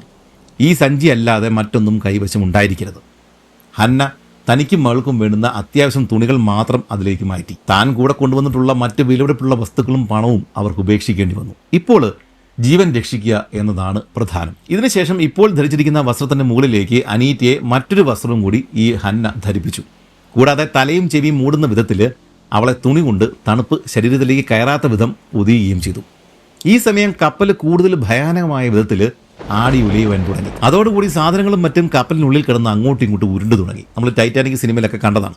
അത് കണ്ടിട്ട് കുട്ടികൾ ഉച്ചത്തിൽ നിലവിളിച്ചു. നാവികരുടെ ആക്രോശങ്ങളും കടലിന്റെ അലർച്ചയും കപ്പലിലെ പലകളൊടിയുന്ന ക്രാക്ക് ശബ്ദങ്ങളും കുട്ടികളുടെ നിലവിളികളും എല്ലാം കൂടെ ചേർന്ന് കഴിഞ്ഞപ്പോഴേക്കും കപ്പലിൻ്റെ ഉള്ളിൽ ഭയാനകമായ ഒരു അന്തരീക്ഷം തന്നെ ഉടലെടുത്തു. ഇതേസമയം ഫ്ലോറയുടെ അവസ്ഥ ഇതിലും ഭയാനകമായിരുന്നു. സാധനങ്ങൾ ബാഗിലേക്ക് മാറ്റുന്ന സമയം അവളുടെ മകൻ മെഡിസിൻ ബോക്സ് തുറക്കുകയും അതിൻ്റെ ഉള്ളിൽ നിന്നും കലോമൽ ബോട്ടിലെടുത്ത് കുടിക്കുകയും ചെയ്തു. അക്കാലത്ത് ഏത് രോഗത്തിനും ആളുകൾ സ്ഥിരമായിട്ട് കുടിച്ചിരുന്ന മരുന്നാണ് ഈ കലോമൽ. മെർക്കുറിയും ക്ലോറിനും ചേർന്ന ഇത് അളവിൽ കൂടുതൽ കഴിച്ചു കഴിഞ്ഞാൽ അപകടമാണ്. അതായത് മെർക്കുറി പോയിസണിങ് ഉണ്ടാവും. ഈ കുട്ടി ഇത് കുടിക്കുന്നത് കണ്ടിട്ട് ഓടിച്ചെന്ന് നമ്മുടെ ഹന്ന കുട്ടിയെ ഛർദ്ദിപ്പിക്കാൻ വേണ്ടിയിട്ട് വായിൽ വിരൽ ഇട്ട് നോക്കിയെങ്കിലും ഫലമുണ്ടായില്ല. അവസാനം ഓയിൽ കുടിപ്പിച്ചതോടെ അവൻ അതും അതിന് മുമ്പ് കുടിച്ചതും എല്ലാം കൂടെ കൂടിയിട്ട് വെളിയിലേക്ക് ഛർദ്ദിച്ചിടുകയും ചെയ്തു. അക്കാലത്ത് തിമിംഗല എണ്ണ, വെയിൽ ഓയിലും പിന്നെ 1850 മുതൽ മണ്ണെണ്ണയൊക്കെയാണ് വിളക്കുകൾ ഉപയോഗിച്ചിരുന്നത്. ഇതിലേതെങ്കിലും ആവാം അവർ ആ കുട്ടിയെ കുടിപ്പിച്ചത്. എന്താണെങ്കിലും കുട്ടി അത് ഛർദ്ദിക്കുകയും അതിൽ നിന്ന് താൽക്കാലികമായിട്ട് രക്ഷപ്പെടുകയും ചെയ്തു. ഇതിനിടെ നാവികർക്കിടയിൽ ചില കുഴപ്പങ്ങൾ നടക്കുന്നുണ്ടായിരുന്നു. രാത്രി മുഴുവനും ഉറങ്ങാതെ പണിയെടുത്ത ഒന്നാം മേറ്റ് ജോലിയുടെ സമ്മർദ്ദം സഹിക്കാൻ വയ്യാതെ രാവിലെ മുതൽ മദ്യം സേവിച്ചു തുടങ്ങി. ഇത് കണ്ടതോടെ മറ്റു ചില നാവികരും കപ്പലിൽ സൂക്ഷിച്ചിരുന്ന വിസ്കി കുപ്പികൾ പൊട്ടിച്ചിട്ട് കള്ളുകൂടി ആരംഭിക്കുകയും ചെയ്തു. ചുരുക്കത്തിൽ ഹന്നയും ഫ്ലോറയും ഉൾപ്പെടുന്ന യാത്രികരും അവരുടെ കുട്ടികളുമാണ് കുഴപ്പത്തിലായത്. നടുക്കടലിൽ തങ്ങളെ രക്ഷിക്കേണ്ട ആളുകളാണ് കുടിച്ച് ബോധമില്ലാതെ പണിയെടുക്കുന്നത്. ഇതേസമയം ബോട്ടുകളിലേക്ക് ഭക്ഷണം ഉൾപ്പെടെയുള്ള സാധനങ്ങൾ കയറ്റുന്ന തിരക്കിലായിരുന്ന ക്യാപ്റ്റൻ ഇതൊന്നും ശ്രദ്ധിച്ചതുമില്ല. എന്നാൽ ഒന്നാം മേറ്റ് ഉൾപ്പെടെയുള്ള ആളുകൾ കുടിച്ചിട്ടുണ്ട് എന്ന് കേട്ടതോടെ സ്ത്രീകളെയും കുട്ടികളെയും ആദ്യം തന്നെ ബോട്ടിൽ കയറ്റുവാനായിട്ട് ക്യാപ്റ്റൻ തീരുമാനമെടുത്തു. കാരണം മദ്യലഹരിയിലായ നാവികർ ബോട്ടുകൾ പിടിച്ചെടുത്തിട്ട് സ്ത്രീകളെയും കുട്ടികളെയും കൂടാതെ പൊയ്ക്കളയുമോ എന്നായിരുന്നു അദ്ദേഹത്തിൻ്റെ സംശയം. ഡേവിഡ് ബ്രൗണിൽ 4 ബോട്ടുകളായിരുന്നു ഉണ്ടായിരുന്നത്. എന്നാൽ ആടി ഉലയുന്ന കപ്പലിൽ നിന്നും സാധനങ്ങൾ കയറ്റിയ ബോട്ടുകൾ കയറുകൾ ഉപയോഗിച്ച് കെട്ടി താഴേക്ക് കടലിലേക്ക് ഇറക്കുന്ന സമയത്ത് ബോട്ടുകൾ ആടി ഉലഞ്ഞിട്ട് കപ്പലിൽ തന്നെ വന്ന് ഇടിക്കുന്നുണ്ടായിരുന്നു. അങ്ങനെ 4 ബോട്ടുകളിൽ 2 എണ്ണം കപ്പലിൽ ഇടിച്ച് കേടുപാടുകൾ വന്നതോടെ ബാക്കിയുള്ള 2 ബോട്ടുകളിലേക്ക് കപ്പലിൽ ഉണ്ടായിരുന്ന 47 ആളുകളെ കുത്തിക്കയറ്റേണ്ട ഒരവസ്ഥ സംജാതമായി. കുട്ടികളും നാവികരും സ്ത്രീകളും കള്ളുകുടിയന്മാരും ഇനി ഒരുമിച്ചാണ് ഈ 2 ബോട്ടുകളിൽ ഇരിക്കേണ്ടത്. നല്ലവനായ ക്യാപ്റ്റൻ ഉള്ളതാണ് ആകെയുള്ള ഒരാശ്വാസം. ക്യാപ്റ്റനും 2ാം മേറ്റുമുള്ള ബോട്ടിലേക്ക് കയറുവാനായിട്ടാണ് ഹന്നയ്ക്കും ഫ്ലോറയ്ക്കും കിട്ടിയ നിർദ്ദേശം. ആവശ്യമുള്ള സാധനങ്ങൾ കയറ്റിയ ശേഷം ബോട്ട് താഴേക്ക് കെട്ടിയിറക്കി. ബ്ലാങ്കറ്റുകൾ, കുടിവെള്ളം, ബിസ്ക്കറ്റുകൾ, നാവിഗേഷണൽ ഉപകരണങ്ങൾ തുടങ്ങിയവയാണ് ബോട്ടിലേക്ക് കയറ്റിയത്. ഇതിനുശേഷം ഓരോരുത്തരായിട്ട് താഴേക്ക് കയറുവഴി പിടിച്ച് വേണം ബോട്ടിലേക്ക് ഇറങ്ങുവാൻ. ഒരാൾ ഇറങ്ങിയ ശേഷം അടുത്തയാൾ തൻ്റെ ഊഴത്തിനായിട്ട് കാത്തു നിൽക്കണം. കാരണം ആടി ഉലയുന്ന കപ്പൽ നേരെയാകുന്ന ആ ഒരു നിമിഷം വേണം കയറിൽ പിടിച്ച് താഴേക്ക് ഇറങ്ങാനായിട്ട്. അല്ലെങ്കിൽ മുമ്പ് ബോട്ട് ഇടിച്ച് തകർന്നതുപോലെ കയറ് ഊഞ്ഞാല് പോലെ ആടിയിട്ട് കപ്പലിൻ്റെ വശങ്ങളിൽ വന്നിടിക്കുകയും തൂങ്ങിയിറങ്ങുന്ന ആളിന് പരിക്കേൽക്കുകയും ചെയ്യും. അനീറ്റയെ ഒരു നാവികൻ നെഞ്ചോട് ചേർത്ത് കെട്ടിവെച്ചിട്ട് താഴേക്ക് ഇറക്കുന്ന സമയം ഹന്നയുടെ ഹൃദയത്തിൻ്റെ താളം തന്നെ നിലച്ചുപോയി. മിനിറ്റുകൾക്ക് ശേഷം കയറിലേക്ക് ചാടി പിടിക്കാനുള്ള ക്യാപ്റ്റൻ്റെ ഉത്തരവ് കേട്ട ആ നിമിഷം ഹന്ന കയറിലേക്ക് ചാടുകയും അതിലൂടെ ബോട്ടിലേക്ക് ഊർന്നിറങ്ങുകയും ചെയ്തു. തൻ്റെ കുട്ടി ബോട്ടിലില്ലായിരുന്നുവെങ്കിൽ ഹന്ന ഒരിക്കലും ഇതുപോലെ കയറിലേക്ക് എടുത്ത് ചാടുകയില്ലായിരുന്നു. അതിനുള്ള ധൈര്യമൊന്നും ഹന്നയ്ക്ക് ഉണ്ടായിരുന്നില്ല. ഹന്ന കയറിയ ആ ക്യാപ്റ്റൻ്റെ ബോട്ടിൽ തന്നെയായിരുന്നു തലേദിവസം ജനിച്ച ആ കുഞ്ഞും അതിൻ്റെ അമ്മയും ഉണ്ടായിരുന്നത്. തുണികൾ കൊണ്ട് പൊതിഞ്ഞാണ് ആ ചെറിയ ജീവനെ അവർ നെഞ്ചോട് ചേർത്ത് വെച്ചിരിക്കുന്നത്. അവരുടെ ദയനീയമായ ആ ഒരു ഇരിപ്പ് കണ്ടപ്പോൾ ആ കുട്ടി ജനിക്കേണ്ടിയിരുന്നില്ല എന്നുപോലും ഹന്നയ്ക്ക് തോന്നിപ്പോയി. ക്യാപ്റ്റൻ, സെക്കൻഡ് മേറ്റ്, 4 സ്ത്രീകൾ, 5 കുട്ടികൾ, പിന്നെ 16 നാവികർ, ഇത്രയും ആളുകളായിരുന്നു ഹന്ന കയറിയ ക്യാപ്റ്റൻ്റെ ബോട്ടിൽ ഉണ്ടായിരുന്നത്. ഇതിൽ ഈ ഹന്നയുടെ കൂട്ടുകാരി ഫ്ലോറയും അവരുടെ 2 കുട്ടികളും ഉണ്ടായിരുന്നു. കൂറ്റൻ കപ്പലിൽ നിന്നും ഇടുങ്ങിയ ചെറിയ ബോട്ടിലേക്ക് മാറിയപ്പോഴേക്കും ഹന്ന ഉൾപ്പെടെയുള്ളവർക്ക് കൂടുതൽ ഭയം തോന്നി തുടങ്ങി. ഇനി മുതൽ കടലുമായി നേരിട്ട് യുദ്ധം ചെയ്ത് വേണം ജീവൻ നിലനിർത്തുവാനായിട്ട്. മഴയും വെയിലും മഞ്ഞുമെല്ലാം ഇനി നേരിട്ട് ഏറ്റുവാങ്ങേണ്ടി വരും. എത്ര നാൾ ബോട്ടിൽ കഴിയേണ്ടി വരുമെന്ന് ഒരു നിശ്ചയവുമില്ല. കുട്ടികൾ ഇതിനെ അതിജീവിക്കുമെന്ന് കണ്ടു തന്നെ അറിയണം. എല്ലാവരും കയറിയെങ്കിലും ക്യാപ്റ്റൻ മാത്രം ബോട്ടിൽ കയറിയിട്ടുണ്ടായിരുന്നില്ല. കള്ളു കുടിച്ച് ബോധമില്ലാത്ത മറ്റ് നാവികരെയും യാത്രികരെയും രണ്ടാമത്തെ ബോട്ടിൽ സുരക്ഷിതമായിട്ട് കയറ്റിയ ശേഷം മാത്രമാണ് അദ്ദേഹം ബോട്ടിലേക്ക് വന്നത്. എങ്കിലും മറ്റ് ചില ഓഫീസർമാരും നാവികരും അപ്പോഴും കപ്പലിൽ തന്നെ ഉണ്ടായിരുന്നു. അവരും ഓരോരുത്തരായിട്ട് രണ്ടാമത്തെ ബോട്ടിലേക്ക് കയറുന്ന സമയം തന്നെ ഹന്നയും അനീറ്റയും ഉൾപ്പെടുന്ന ബോട്ട് കപ്പലിൻ്റെ അരികിൽ നിന്നും മാറ്റിയിട്ടുണ്ടായിരുന്നു. അല്ലെങ്കിൽ ആടി ഉലയുന്ന കപ്പൽ ബോട്ടിൽ വന്നിടിച്ചിട്ട് കൂടുതൽ അപകടം ഉണ്ടായേക്കാം, ഇത് മറിഞ്ഞു പോയേക്കാം. ഹന്നയുടെ ബോട്ട്, ആ ക്യാപ്റ്റനും ഹന്നയും നമ്മുടെ ഫ്ലോറയും ഒക്കെ ഉൾപ്പെടുന്ന ആ അമ്മയും കുഞ്ഞും ഇപ്പോൾ ഇന്നലെ ജനിച്ച കുഞ്ഞും ഒക്കെ ഉൾപ്പെടുന്ന ആ ഒരു ബോട്ട് യാത്ര തുടങ്ങിയിട്ട് മണിക്കൂറുകൾക്ക് ശേഷമാണ് രണ്ടാമത്തെ ബോട്ട് കപ്പലിൻ്റെ അരികിൽ നിന്നും യാത്ര ആരംഭിച്ചത്. ബോട്ട് കടലിലേക്ക് കൂടുതൽ മാറിയതോടെ എത്രത്തോളം അപകടകരമായിട്ടുള്ള അവസ്ഥയിലാണ് തങ്ങളെന്ന് അപ്പോഴാണ് ഈ ഹന്നയ്ക്ക് മനസ്സിലായത്. വിശാലമായ അറ്റ്ലാന്റിക്കിൽ ഒരു പൊട്ട് മാത്രമാണ് അവരുടെ ബോട്ട്. അന്ന് രാത്രിയാകുന്നതിന് മുമ്പ് തന്നെ ഇടിയും കാറ്റും മഴയും ആരംഭിച്ചു. രാത്രി ഏറെ ആകുന്നതുവരെയും അത് തുടരുകയും ചെയ്തു. അമ്മമാർ കുട്ടികളെ നെഞ്ചോട് ചേർത്ത് പിടിച്ചു. സ്ത്രീകളും കുട്ടികളും ഈ മഴയുടെ സമയത്ത് മൂടി പുതച്ച് ഈ ദേഹത്ത് മുഴുവൻ തുണിയൊക്കെ ചുറ്റിയിട്ട് തണുത്ത് വിറങ്ങലിച്ചാണ് ഇതിനകത്തിരിക്കുന്നത്. പക്ഷേ നാവികർ മഴ നേരിട്ട് തന്നെ കൊണ്ടാണ് ഈ തുഴഞ്ഞുകൊണ്ടിരുന്നത്. പവിഴപ്പുറ്റുകൾ ഏറെയുള്ള സ്ഥലമായതിനാൽ രാത്രി ആയതോടെ തുഴച്ചിൽ നിർത്തുവാനായിട്ട് ക്യാപ്റ്റൻ ആവശ്യപ്പെട്ടു. ഇനി തുഴച്ചിലുകാർക്ക് കുറച്ച് വിശ്രമിക്കാം. പക്ഷേ കാറ്റിലും പേമാരിലും പെട്ട് നനഞ്ഞു കുതിർന്ന് ആടി ഉലയുന്ന ഈ ബോട്ടിൽ ഇരുന്നു കൊണ്ട് എങ്ങനെ ഉറങ്ങുവാനാണ്? ചിലപ്പോൾ കൂറ്റൻ തിരമാലകൾ മുഖത്തേക്കാണ് വന്നിരിക്കുന്നത്. അതിൻ്റെ ശക്തിയിൽ ചിലപ്പോഴൊക്കെ ഉപ്പുവെള്ളം വായിൽ കയറുകയും ചെയ്യും. നീണ്ട 14 മണിക്കൂറുകൾ തുടർച്ചയായിട്ട് ബോട്ടിൻ്റെ പലകപ്പടിയിൽ ഒരേ ഇരിപ്പിരുന്ന് ഹന്നയുടെ നടുവ് അസ്വസ്ഥതകൾ പ്രകടിപ്പിച്ചു തുടങ്ങി. പാവം അനീറ്റ അമ്മയുടെ നെഞ്ചിലെ ചൂടേറ്റ് മയങ്ങിപ്പോയെങ്കിലും ഹന്നയ്ക്ക് ഒരു നിമിഷം കണ്ണടയ്ക്കാൻ പോലും തോന്നിയില്ല. താൻ ഉറങ്ങിപ്പോയാൽ കുട്ടി തൻ്റെ കയ്യിൽ നിന്നും വെള്ളത്തിലേക്ക് ഊർന്നിറങ്ങി പോകുമോ എന്നായിരുന്നു അവരുടെ ഭയം. അങ്ങനെ പിറ്റേ ദിവസം പ്രഭാതമായി. ഒരിക്കൽ കൂടി സമുദ്രത്തിൻ്റെ പരപ്പും നിഗൂഢതയും കണ്ട് ഹന്ന അമ്പരന്നു.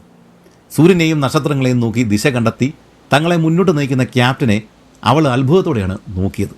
പെട്ടെന്ന് അങ്ങ് ചക്രവളത്തിൽ വെളുത്ത എന്തോ ഒന്ന് പ്രത്യക്ഷപ്പെട്ടു.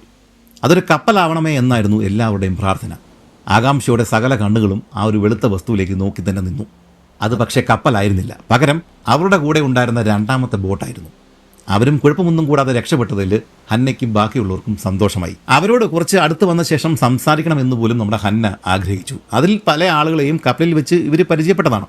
പക്ഷേ അവരുടെ ബോട്ട് കിലോമീറ്ററുകൾ ദൂരെയാണെന്നുള്ള വസ്തുത കുറേയേറെ കഴിഞ്ഞിട്ടാണ് ഹന്നയ്ക്ക് പിടികിട്ടിയത്. എങ്കിലും ആഴിയുടെ ജലപ്പരപ്പല്ലാതെ മറ്റൊന്നും കാണാനില്ലാത്ത ഈ ഒരു വിചിത്ര ലോകത്ത് ആ ബോട്ടിൻ്റെ കാഴ്ച അവർക്ക് മനസ്സിന് തെല്ലൊരു ആശ്വാസം പകർന്നു. എന്നാൽ ആ കാഴ്ചയും അധികം നീണ്ടു നിന്നില്ല. 2 ദിവസങ്ങളോളം അകലെ രണ്ടാമത്തെ ബോട്ട് അവർക്ക് കാണാമായിരുന്നു. എന്നാൽ 3-ാം ദിവസം പ്രഭാതമായപ്പോഴേക്കും ആ കാഴ്ചയും കണ്ണിൽ നിന്നും മറഞ്ഞുപോയി. അവർക്ക് എന്ത് സംഭവിച്ചിട്ടുണ്ടാവും? ഏതെങ്കിലും കപ്പലിൽ അവർ രക്ഷപ്പെട്ടോ? അതോ രാത്രിയിൽ പേമാരിലും കാറ്റിലും പെട്ടിട്ട് അവർ കടലിൽ താന്നുപോയോ? ആർക്കും ഒന്നും അറിയില്ല. ഹന്നയുടെ ഹൃദയം തകർന്നു. ഇതിനിടെ ഇവരുടെ ഈ ബോട്ടിൽ, ഹന്നയുടെ ബോട്ടിൽ മറ്റൊരു പ്രശ്നമുണ്ടായി. 2 ദിവസത്തെ പേമാരിയിൽ അവർ ബോട്ടിൽ സൂക്ഷിച്ചു വെച്ചിരുന്ന ബിസ്ക്കറ്റുകളിൽ ഭൂരിഭാഗവും വെള്ളം കയറി നശിച്ചുപോയി. കൂടാതെ ക്യാപ്റ്റൻ്റെ ബോട്ടിലേക്ക് കയറ്റുവാൻ പറഞ്ഞിരുന്ന ഫുഡ് പാക്കറ്റുകൾ ആരോ അബദ്ധത്തിൽ മാറിയിട്ട് രണ്ടാമത്തെ ഇപ്പോൾ കാണാതെ പോയ ആ ഒരു ബോട്ടിലേക്കാണ് കയറ്റിയത്. അതിനാൽ ബോട്ടിൽ റേഷൻ ഏർപ്പെടുത്തുവാൻ തന്നെ ക്യാപ്റ്റൻ തീരുമാനിച്ചു. അത് പ്രകാരം ഒരാൾക്ക് 1/2 ലിറ്റർ വെള്ളവും 1 ബിസ്ക്കറ്റിൻ്റെ പകുതിയുമാണ് ഒരു ദിവസം കിട്ടുക. ഓർക്കുക, 1/2 ലിറ്റർ വെള്ളവും 1 ബിസ്ക്കറ്റിൻ്റെ പകുതിയുമാണ് ഒരു ദിവസം കിട്ടുക. അമ്മമാർ തങ്ങളുടെ ബിസ്ക്കറ്റുകൾ കൂടി കുട്ടികൾക്ക് കൊടുത്തതിനാൽ ഈ അമ്മമാർ മിക്ക ദിവസങ്ങളിലും മുഴുപ്പട്ടിണിയിൽ തന്നെയായിരുന്നു. ഇത് കണ്ടതോടെ ക്യാപ്റ്റൻ്റെ മനസ്സലിഞ്ഞു. ബോട്ടിൽ ബിസ്ക്കറ്റ് കൂടാതെ പ്രിസർവ് ചെയ്ത ഈ സ്ട്രോബെറിയുടെയും ചോളത്തിൻ്റെയും കുറച്ച് ടിന്നുകളുണ്ടായിരുന്നു. അത് സ്ത്രീകൾക്ക് മാത്രം കൊടുക്കുവാനായിട്ട് അദ്ദേഹം തീരുമാനമെടുത്തു. എന്നാൽ പകല് മുഴുവൻ തുഴഞ്ഞുകൊണ്ടിരുന്ന നാവികരിൽ ചിലർക്ക് ഇത് തീരെ ഇഷ്ടപ്പെട്ടില്ല. അവരെന്തൊക്കെയോ ക്യാപ്റ്റനെതിരെ പറയുന്നത് ഹന്ന കേൾക്കുന്നുണ്ടായിരുന്നു. ബോട്ടിൽ ഒരു കലാപം ഉടൻ തന്നെ ഉണ്ടായേക്കാമെന്ന് അവൾ ഭയപ്പെട്ടു. ഇതിനിടെ കുട്ടികൾ വിശന്ന് കരയുവാനായിട്ട് തുടങ്ങി. നിലവിളിക്കുന്ന കുട്ടികളുടെ മുന്നിൽ ഒന്നും കൊടുക്കുവാനില്ലാതെ നിസ്സഹായരായിട്ടിരിക്കുന്ന അമ്മമാരുടെ അവസ്ഥ ചിന്തിക്കാൻ പോലും സാധ്യമല്ല. ഇതിനിടെ കുട്ടികളുടെ കരച്ചിൽ ചില നാവികർക്ക് അസഹനീയമായിട്ട് തോന്നി തുടങ്ങി. എന്നാൽ ക്യാപ്റ്റനെ ഭയന്ന് ആരും ഒന്നും ഉരിയാടിയില്ല. കുറച്ച് കഴിഞ്ഞപ്പോഴേക്കും കരഞ്ഞ് ക്ഷീണിച്ച് അവശരായിപ്പോയ കുട്ടികൾ ഉറങ്ങിയതോടെ രംഗം ശാന്തമായി. തുടക്കത്തിൽ 2-3 ദിവസങ്ങൾ ഏതെങ്കിലും കപ്പൽ തങ്ങളുടെ മുന്നിൽ പ്രത്യക്ഷപ്പെടുമെന്നുള്ള ഒരു പ്രത്യാശ അവർക്കുണ്ടായിരുന്നു. എന്നാൽ 4-ാം ദിവസം ആയതോടെ ആളുകളുടെ ആശകൾ വറ്റിത്തുടങ്ങി. എങ്കിലും പ്രധാന കപ്പൽ പാതകളിൽ നിന്നും നമ്മൾ അകന്നു മാറി പോയിട്ടില്ല എന്ന് ക്യാപ്റ്റൻ കൂടെ പറയുന്നുണ്ടായിരുന്നു. പക്ഷേ ബോട്ടിൽ വേറെയും പ്രശ്നങ്ങളുണ്ടായിരുന്നു.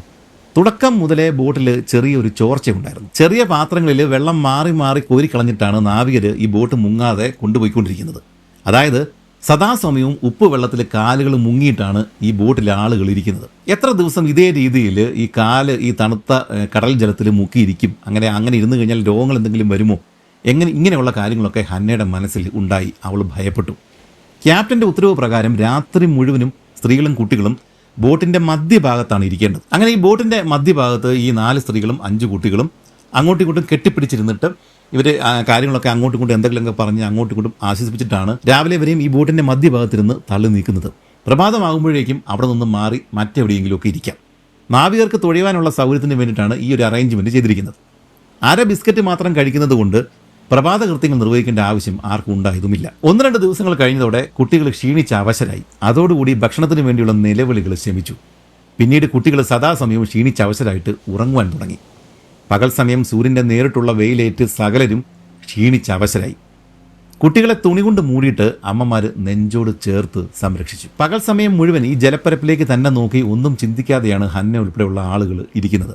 ഇനി എന്ത് സംഭവിച്ചാലും അതിനെ താൻ നേരിടാൻ തയ്യാറാണ് എന്ന് ഹന്ന മനസ്സിനെ പറഞ്ഞ് പഠിപ്പിച്ചുകൊണ്ടേയിരുന്നു. അടുത്ത ദിവസം, അതായത് 3-ാമത്തെ ദിവസം, ഈ ബോട്ട് യാത്രയിലെ ഏറ്റവും ദയനീയമായിട്ടുള്ള ആ ഒരു സംഭവം നടന്നു. ദിവസങ്ങൾക്ക് മുമ്പ് മാത്രം കപ്പലിൽ ജനിച്ചു വീണ ആ ഒരു കുഞ്ഞു ജീവന്റെ തുടിപ്പ് എന്നേക്കുമായിട്ട് അവസാനിച്ചു. തൻ്റെ മാറിൽ തണുപ്പ് അനുഭവപ്പെട്ടതോടെ കുട്ടി മരിച്ചുവെന്ന് മനസ്സിലാക്കിയ ആ പാവം അമ്മ ഉച്ചത്തിൽ നിലവിളിച്ചു. ഒന്ന് ജീവിക്കുവാനുള്ള അവസരം വിധി അതിന് കൊടുത്തില്ല. പക്ഷേ ഈ മരണം അതിന് ഒരു രക്ഷപ്പെടൽ തന്നെയാണ്. അമ്മയിൽ നിന്ന് ബലമായിട്ട് പിടിച്ചു വാങ്ങി ഒരു തുണിയിൽ പൊതിഞ്ഞിട്ട് പ്രാർത്ഥനകൾക്ക് ശേഷം നാവികർ ആ കുരുന്നിൻ്റെ ശരീരം വെള്ളത്തിലേക്ക് ഇറക്കി വെച്ചു. ബോട്ട് മുന്നോട്ട് പോയെങ്കിലും ആ ശരീരം വെള്ളത്തിലേക്ക് മുങ്ങിപ്പോയിട്ടുണ്ടായിരുന്നില്ല. കുറേയേറെ നേരത്തോളം ജലപ്പരപ്പിൽ ആ ഒരു ശരീരം ഇങ്ങനെ കിടക്കുന്നത് അവർക്ക് കാണാമായിരുന്നു. കുറച്ച് കഴിഞ്ഞപ്പോഴേക്കും കടലിൽ നിന്നും എന്തോ ഒന്ന് ഉയർന്നു വരികയും ആ ശരീരവുമായിട്ട് മറയുകയും ചെയ്തു. അത് സ്രാവാണ് എന്ന് മനസ്സിലാക്കിയതോടെ ആളുകൾ ഭയപ്പെട്ടു. അവർ അതിവേഗത്തിൽ അവിടെ നിന്നും തുഴഞ്ഞു മാറി. ഈ ഒരു സംഭവത്തിന് മുമ്പ് എല്ലാ ദിവസവും രാവിലെ കുട്ടികളെ കടലിൽ ഒന്ന് മുക്കി പൊക്കിയെടുക്കുന്ന പതിവ് ഉണ്ടായിരുന്നു.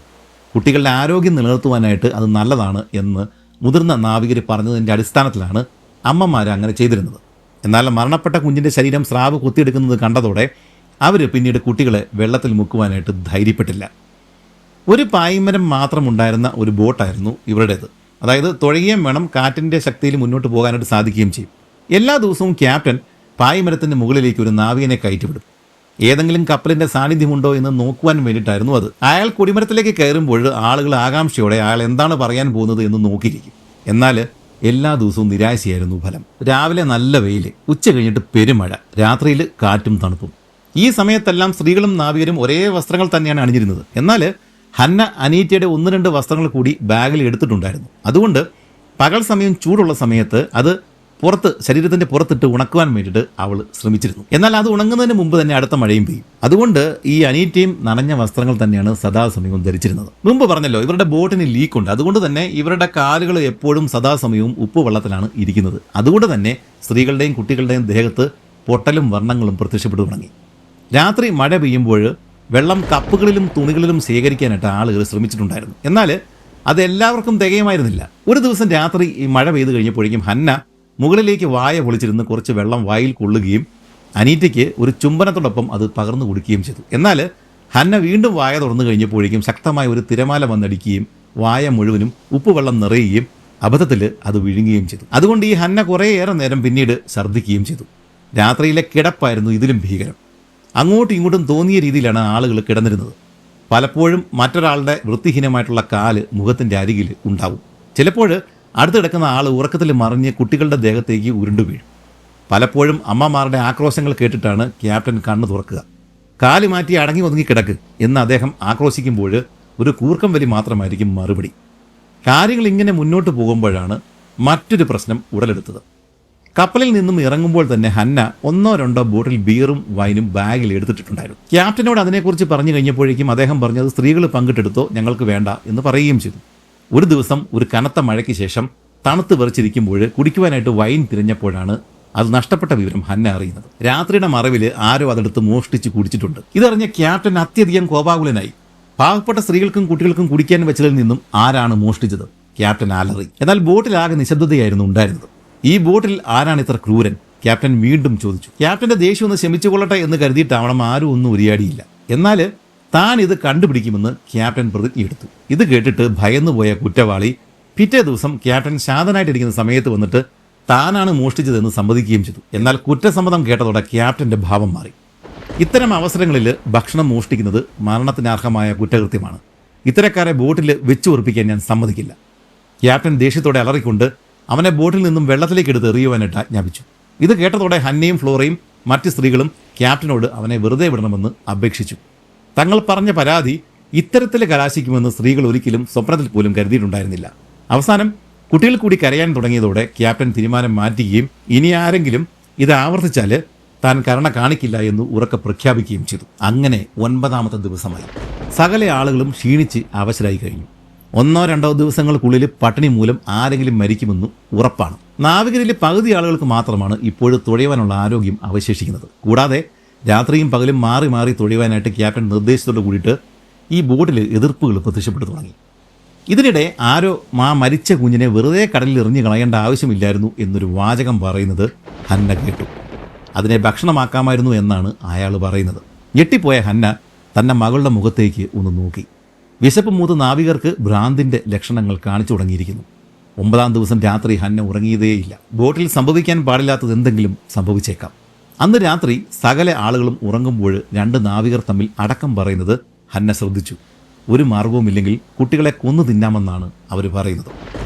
ഇത്തരം അവസരങ്ങളിൽ വിശപ്പ് മനുഷ്യനെ എത്രത്തോളം മാറ്റുമെന്ന് മുമ്പ് പല വീഡിയോകളിലും നാം കണ്ടതാണ്. നെറുക്കിട്ടിട്ട് കൂട്ടത്തിലുള്ളവരെ തല്ലിക്കൊന്ന് കഴിച്ച ചരിത്രം വരെയും ഉണ്ട്. എന്തായാലും നാവികരുടെ സംസാരം കേട്ട് ഞെട്ടിപ്പോയ ഹന്ന അത് ഫ്ലോറയോട് പറയുകയും ഇരുവരും ഉറങ്ങാതെ കുട്ടികളെ കെട്ടിപ്പിടിച്ചുകൊണ്ട് നേരം വെളുപ്പിക്കുകയും ചെയ്തു. പകൽ തങ്ങളുടെ ക്ഷേമം അന്വേഷിക്കാനായിട്ട് അരികിലേക്ക് വന്ന ക്യാപ്റ്റനോട് ഹന്ന ഈ വിവരം ആരും അറിയാതെ സൂചിപ്പിച്ചു. ബോട്ടിലെ എല്ലാ നാവികരും വിശപ്പ് മൂത്തിട്ട് ഭ്രാന്തന്മാരായിട്ട് മാറിയിട്ടൊന്നും ഉണ്ടായിരുന്നില്ല. സ്ത്രീകളെയും കുട്ടികളെയും സംരക്ഷിച്ച് നോക്കുവാൻ കെൽപ്പുള്ള നല്ലവരായിട്ടുള്ള നാവികരും അക്കൂട്ടത്തിലുണ്ടായിരുന്നു. ക്യാപ്റ്റൻ അവരോട് കാര്യങ്ങൾ രഹസ്യമായിട്ട് പറയുകയും അന്നത്തെ രാത്രി കുട്ടികളെ കൊല്ലുവാൻ തീരുമാനിച്ചവരെ തലക്കടിച്ചിട്ട് കടലിൽ തള്ളുവാനായിട്ട് തീരുമാനിക്കുകയും ചെയ്തു. അങ്ങനെ 10ാം ദിവസം പ്രഭാതമായി. ഇന്ന് പകല് കപ്പൽ കണ്ടില്ലെങ്കിൽ രാത്രി ഈ ബോട്ടിൽ കൊലപാതക പരമ്പര തന്നെ അരങ്ങേറും. ബോട്ടിലാകെ നിശബ്ദതയായിരുന്നു. വില്ലന്മാരും നായകന്മാരും രാത്രി കാണാമെന്ന മട്ടിൽ എല്ലാം മനസ്സിലൊതുക്കി ബോട്ടിലിരിപ്പുണ്ട്. ഹന്നയ്ക്കും ഫ്ലോറയ്ക്കും ഇന്നത്തെ രാത്രി ഓർത്തിട്ട് ശ്വാസം നിലയ്ക്കുമെന്ന അവസ്ഥയിലായി. രാത്രിയിലെ കലാപത്തിലെ ക്യാപ്റ്റൻ എന്തെങ്കിലും സംഭവിച്ചാൽ തങ്ങളുടെയും കുട്ടികളുടെയും കാര്യം എന്താവുമെന്നായിരുന്നു എല്ലാവരുടെയും ചിന്ത. പ്രാർത്ഥിക്കുകയല്ലാതെ അവർക്ക് മറ്റൊന്നും ചെയ്യുവാനുണ്ടായിരുന്നില്ല. ഇതിനിടെ ക്യാപ്റ്റനും കൂട്ടരും എല്ലാം തീരുമാനിച്ചുറപ്പിച്ച മട്ടിൽ തന്നെയായിരുന്നു പെരുമാറിയിരുന്നത്. ഇതും സ്ത്രീകളുടെ ഭയം വർദ്ധിപ്പിച്ചു.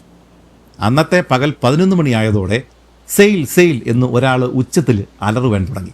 അതോടുകൂടി ബോട്ടിന് ജീവൻ വെച്ചു. എല്ലാവരും അയാൾ ചൂണ്ടിക്കാണിച്ച ദിശയിലേക്ക് നോക്കി. അകലെ ഒരു കപ്പൽ ആരോ വരച്ച മങ്ങിയ ചിത്രം പോലെ കാണുന്നുണ്ട്. ബോട്ടിലുള്ളവർക്ക് ആ കപ്പൽ ഇപ്പോൾ നന്നായിട്ട് കാണാം. എന്നാൽ കപ്പലിൽ ഉള്ള ആളുകൾക്ക് തങ്ങളുടെ ബോട്ട് കാണാൻ സാധിക്കുന്നുണ്ടോ? കടലിലെ ഒരു തരി മാത്രമാണ് ഈ ബോട്ട്. അവർ കാണുവാൻ സാധ്യത കുറവാണ്. ക്യാപ്റ്റൻ തൻ്റെ വസ്ത്രം ഒരു തുഴയുടെ അറ്റത്ത് തൂക്കിയിട്ടിട്ട് ഉറക്കെ അതിങ്ങനെ വീശിയിട്ട് ഉറക്കെ ആക്രോശിച്ചു. ഇതിനിടെ മറ്റൊരാൾ പായ്മരത്തിലേക്ക് വലിഞ്ഞു കയറി അലറുവാൻ തുടങ്ങി. ആ ഒരു കപ്പൽ 3 പായ്മരങ്ങളുള്ള ഒരു ബാർക്കായിരുന്നു. കപ്പൽ അരികിലേക്ക് വരുന്നത് കണ്ടിട്ട് ബോട്ടിലെ ആളുകൾ ആർപ്പ് വിളിച്ചു. എന്നാൽ കുറേയേറെ നേരം കഴിഞ്ഞിട്ടാണ് കപ്പൽ തങ്ങളുടെ നേർക്ക് വരികയല്ല എന്നും അത് വഴിമാറി പോവുകയാണ് എന്നുള്ള കാര്യം ബോട്ടിലുള്ളവർക്ക് മനസ്സിലായത്. അതോടുകൂടി നിരാശ ബാധിച്ച ബോട്ടിൽ ചീത്ത വിളികളും ശാപവാക്കുകളും മുഴങ്ങി. ഹന്നയുടെയും ഫ്ലോറയുടെയും കണ്ണുകളിൽ വെള്ളം നിറഞ്ഞ കാഴ്ച പോലും നഷ്ടപ്പെട്ടു. കപ്പൽ അകന്നു പോയതോടെ കുട്ടികളെ കൊല്ലുവാൻ ഒരുങ്ങിയിരിക്കുന്ന ചെകുത്താന്മാർ തങ്ങളെ തന്നെ നോക്കുന്നതായിട്ട് ഹന്നയ്ക്ക് തോന്നി. അവൾ അനീറ്റയെ ബലമായി നെഞ്ചിലേക്ക് ചേർത്ത് അമർത്തിപ്പിടിച്ചു. ഒരു പക്ഷേ ഇത്രയും കൂടുതൽ ആളുകൾക്കുള്ള ഭക്ഷണം ഇല്ലാത്തതുകൊണ്ടാവണം ആ കപ്പൽ ഇവരെ രക്ഷിക്കാതിരുന്നത് എന്ന് ഹന്നയ്ക്ക് തോന്നി. അതൊരു ചുട്ടുപൊള്ളുന്ന ദിവസമായിരുന്നു. ക്ഷീണവും നിരാശയും സകലരെയും പിടികൂടി. രാത്രിയാകുന്നതിന് മുമ്പ് കടലിൽ ചാടി ചത്താലോ എന്നുപോലും ഹന്ന ചിന്തിച്ചു തുടങ്ങി.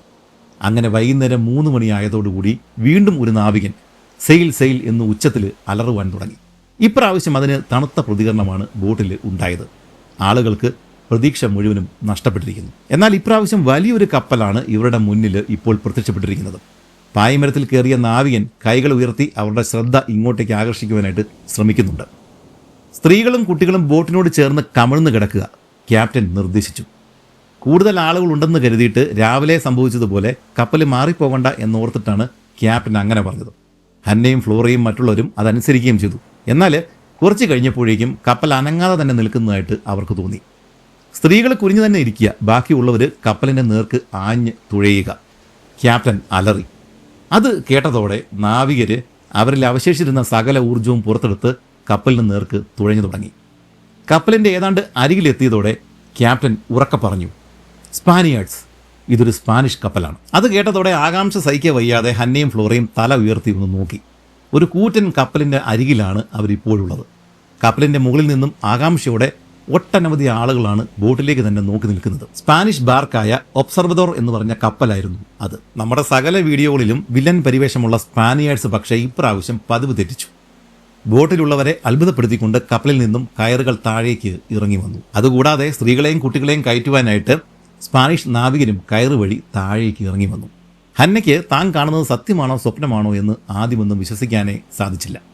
സ്പാനിഷ് നാവികന്റെ ദേഹത്ത് ചുറ്റിപ്പിടിച്ച് മുകളിലേക്ക് ഉയരുമ്പോൾ താൻ സ്വർഗത്തിലേക്ക് എടുക്കപ്പെടുന്നത് പോലെയാണ് അവൾക്ക് തോന്നിയത്. അപ്പർ ഡെക്കിൽ ആകാംക്ഷയോടെ ഒട്ടനവധി മുഖങ്ങൾ അവരെ നോക്കി നിൽപ്പുണ്ടായിരുന്നു. അവർ സ്പാനിഷിൽ എന്താണ് സംഭവിച്ചത് എന്ന് ആളുകളോട് ചോദിക്കുന്നുണ്ടായിരുന്നു. കുറച്ചു കാലം മെക്സിക്കോയിൽ ഉണ്ടായിരുന്ന ഹന്നയ്ക്ക് സ്പാനിഷ് അറിയാമായിരുന്നതുകൊണ്ട് അവരോട് കാര്യങ്ങൾ വിശദീകരിക്കാനായിട്ട് സാധിച്ചു. അവർ ഈ സ്പാനിഷുകാർ അനുകമ്പയോടെ കാര്യങ്ങളെല്ലാം കേൾക്കുകയും ഇവർക്ക് വേണ്ടുന്ന ഭക്ഷണവും വെള്ളവും വസ്ത്രങ്ങളും മരുന്നുകളും ഒക്കെ കൊടുക്കുകയും ചെയ്തു. ഈ സ്പാനിഷ് കപ്പൽ വരുവാനായിട്ട് ഒരു ദിവസം വൈകിയിരുന്നുവെങ്കിൽ ഹന്നയുടെയും ഫ്ലോറയുടെയും ബോട്ട് യാത്ര കപ്പൽ അപകടങ്ങളുടെ ചരിത്രത്തിലെ ഏറ്റവും വലിയ ദുരന്തങ്ങളിൽ ഒന്നാകുമായിരുന്നു എന്നതിൽ യാതൊരു സംശയവുമില്ല. ഇവരുടെ കൂടെ ഉണ്ടായിരുന്ന രണ്ടാമത്തെ ബോട്ടിനെ കുറിച്ച് പിന്നീട് ഒരു വിവരവും കിട്ടിയതുമില്ല. അങ്ങനെ ഈ ഒരു വലിയ കപ്പൽ അപകടത്തിൽ നിന്നും രക്ഷപ്പെട്ട ഹന്ന കുറച്ച് നാൾ ഇംഗ്ലണ്ടിൽ തന്നെയാണ് ഉണ്ടായിരുന്നത്. എന്നാൽ പിന്നീട് അവർ അമേരിക്കയിലേക്ക് മടങ്ങുകയും 1873 സാൻ ഫ്രാൻസിസ്കോയിൽ വെച്ച് 37ാമത്തെ വയസ്സിൽ മരണപ്പെടുകയും ചെയ്തു. മകൾ അനീറ്റയും പിന്നീട് കാലിഫോർണിയയിൽ തന്നെയാണ് ജീവിച്ചത്. അനീറ്റ ഒരു പെയിൻ്ററായിരുന്നു. 1940 തൻ്റെ 84ാമത്തെ വയസ്സിലാണ് അനീറ്റ മരിക്കുന്നത്. ചെറിയ പ്രായത്തിൽ മരണപ്പെട്ടുവെങ്കിലും നമ്മുടെ ഈ ഹന്ന 2 പുസ്തകങ്ങൾ എഴുതിയിട്ടുണ്ടായിരുന്നു. ഒന്ന് 10 ഹൊറിബിൾ ഡേയ്സ് എന്ന് പറഞ്ഞ ഒരു പുസ്തകമാണ്. അതാണ് നമ്മളിപ്പോൾ കേട്ട ആ ഒരു ചരിത്രകഥ. അതായത് ഇവരുടെ ആ ഒരു കപ്പലിലെ അനുഭവങ്ങളാണ് ഇവർ ഈ 10 ഹൊറിബിൾ ഡേയ്സ് എന്ന് പറഞ്ഞ ഒരു പുസ്തകത്തിൽ എഴുതിയിട്ടുള്ളത്. നിയമപരമായിട്ടുള്ള പ്രശ്നങ്ങൾ അക്കാലത്ത് ഉണ്ടായിരുന്നതുകൊണ്ടും പ്രൈവസിയുടെ പ്രശ്നങ്ങളൊക്കെ ഉള്ളതുകൊണ്ടാവണം ഹന്ന തൻ്റെയും മകളുടെയും പേരല്ലാതെ മറ്റൊരാളുടെ പേര് പോലും ബുക്കിൽ പരാമർശിക്കുന്നില്ല.